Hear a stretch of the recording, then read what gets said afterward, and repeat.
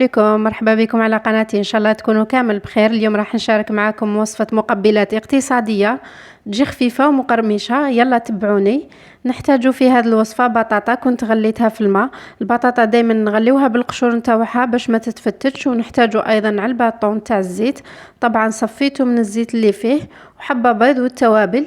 التوابل اللي نحتاجوهم كمون، ملح، فلفل كحل ومعدنوس مقطع. نبداو في طريقة التحضير. هذه الوصفة سهلة التحضير ومناسبة للخرجات، حاجة خفيفة تقدري ترافقيها مع السلطات. نبداو بالبطاطا تاعنا، نقشروها ونهرسوها بالفرشيطة. نجيب بول نحط فيه البطاطا، نضيف لها التوابل والمعدنوس الطون وحبة البيض، ونخلط جميع المكونات مع بعض كما راكم تشوفوا بالفرشيطة، ونخليها بجيه. ودوك نجيب اوراق الديول اي نوع ما يهمش، انا عندي هذا اللي شكله مستطيل، نقطعه قطع صغيره بزاف كما راكم تشوفوا.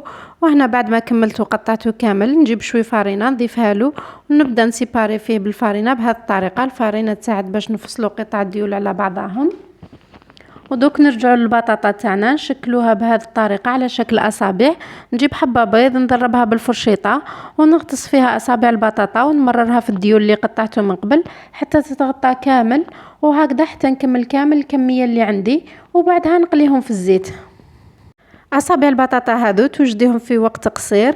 طريقه التحضير تاعهم سهله، تقدري تعتمديهم كمقبلات تقدميهم مع سلطه، ولا ديكوري بهم طبق رئيسي مثلا طاجين الزيتون، ولا حتى تعتمديهم كطبق رئيسي تقدميهم افيك اون صوص روج ولا بلانش، بالاخص في فصل الصيف وكي تكون سخانه، حاجه خفيفه. وهذا هو الشكل النهائي تاعهم بعد ما قليتهم في الزيت. صراحه يجوا بزاف خفاف وشكلهم شباب وفيهم بنه وقرمشه روعه. جربوهم راح تولوا مدمنين عليهم. كانت هذه وصفتنا لنهار اليوم، ان شاء الله تكون نالت اعجابكم. الى اللقاء في فيديو قادم ان شاء الله، ودمتم سالمين.